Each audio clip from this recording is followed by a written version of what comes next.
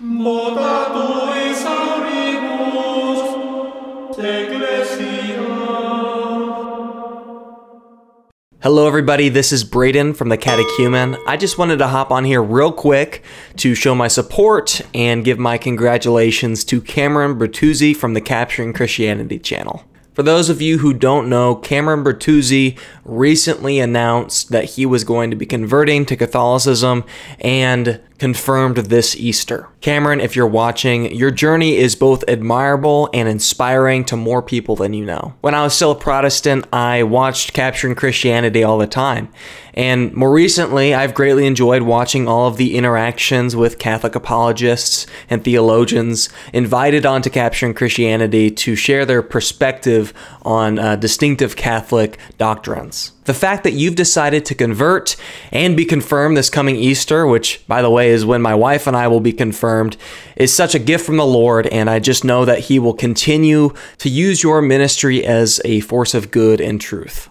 Now, the second reason I came on here is to address some of the anti-Catholic Protestants who immediately jumped the gun in talking about Cameron Bertuzzi's conversion. I'm not going to go into specifics. I'm not going to take clips of their videos and give them time that I don't think that they deserve. I'm not going to spend an hour on here debunking every single one of these accusations, but as a general rule, I suggest interacting more charitably and more thoughtfully with some of the reasons that Cameron cited for his conversion to Catholicism, and just interacting more thoughtfully with Catholic arguments in general. The vast majority of videos that I've seen in response to Cameron Bertuzzi's conversion have included the typical uneducated accusations against Catholicism that not only have been constantly corrected, but also which have no grounding in what Catholicism authentically claims for itself. There have also been so many ridiculous ad hominem attacks against Cameron Bertuzzi that I just don't know where these people get it. There was one accusation that said that his conversion was motivated by emotion, one that said his conversion was motivated by him just being bored. There's another one that said that he was just ignorant, or he wasn't. I know James White said that he just wasn't grounded in Protestantism to begin with.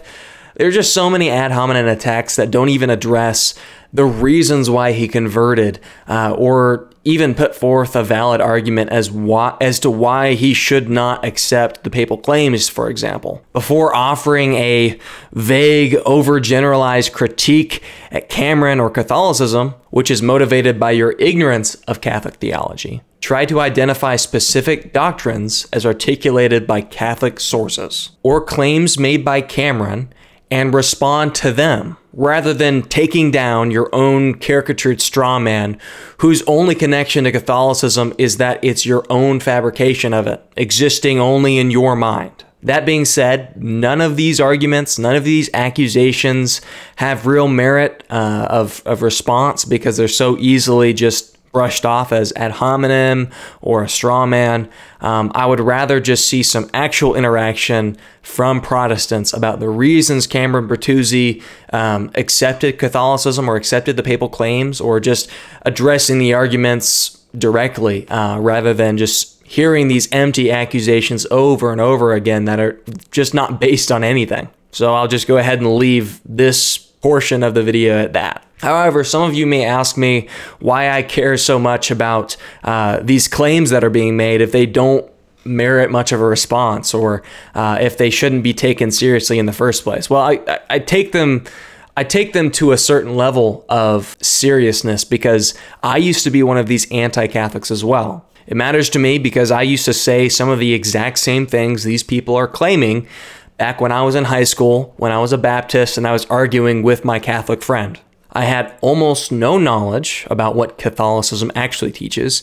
I was just regurgitating the anti-Catholic claims made by people who do not understand Catholicism, or who at least have a very large anti-Catholic bias, who don't really care about being too accurate when representing Catholicism's claims. If you look at these teachers like John MacArthur, R.C. Sproul, James White, Justin Peters, the list goes on and on. If you look at them as the only source of information about Catholicism that you know, I just want you to know that you are not getting an accurate representation of what Catholicism teaches. Why? Because they rarely ever cite their sources. And when they do, it's usually, as such as John MacArthur. John MacArthur has probably cited more of what Catholics teach in his rebuttals against Catholicism than all those other groups. I digress, but even when they do cite Catholic sources, it's usually grossly taken out of context. So let me encourage you, do not have the only source of information about Catholicism come from anti-Catholic sources. That's just dishonest. That's setting you up to be inside of an echo chamber. It's not giving you accurate information, or usually it's not giving you the way in which Catholics would articulate the doctrine themselves. By hearing them articulate the doctrine in such an inaccurate way, you know, I would often think, how could anyone believe this at all? So, just goes to show, if you want to actually understand why Catholics believe certain things, you need to get it from a Catholic source or a Catholic apologist. There are countless articles, videos, all these things available to anyone for free if you just go online and look for them. That seriously, because when I was in high school, I never looked at a single Catholic Answers article or video. I didn't even know that catechism existed. I didn't know that creeds existed. I didn't know that the Nicene Council, I didn't know what these things were. I was so grossly separated from my Christian heritage that I just didn't understand that these things existed. I never read an encyclical. I never read any of those things. So these things matter to me because truth and authenticity and reason and accuracy, all those things matter to me because I'm a Christian. And they should matter to all Christians because God is truth. Jesus is full of grace and truth. So as Christians, we should seek to understand those who we disagree with. That way, if they're actually wrong, we'll be able to understand their claims, understand their arguments, and show them where their reasoning is flawed.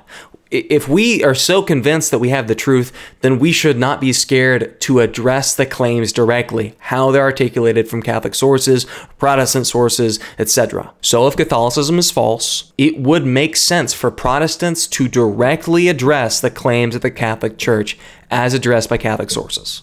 So if Catholicism is false, you would not have to use straw man arguments, you would not have to use ad hominem arguments, you would not have to use the jack chick track fallacies, you would not have to use any of these polemical tactics to take down Catholicism, because if it's false, all you have to do to remedy that falsehood is the truth and taking down the arguments with reason.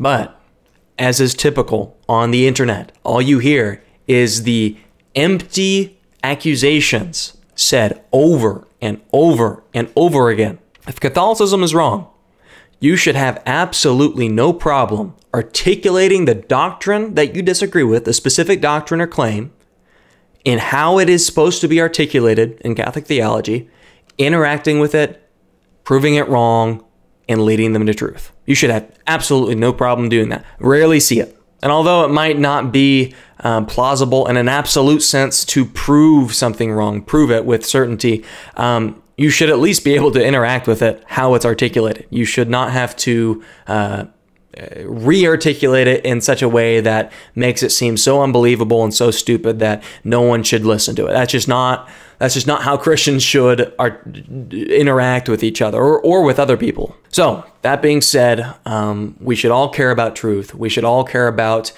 charitably and accurately articulating our positions and the positions of others, so we can have fruitful dialogue and come to a mutually accepted conclusion about the matter based on truth and reason. Thank you for your time, and this was the Catechumen, so we'll see you guys in the next video.